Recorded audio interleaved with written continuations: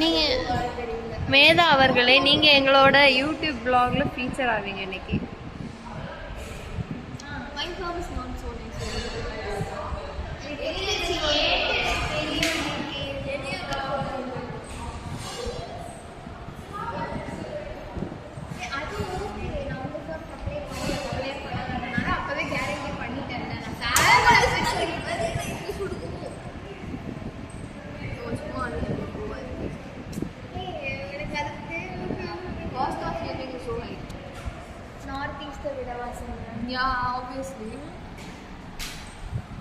ஏதோ சொல்ல வந்து எனக்கு சொல்ல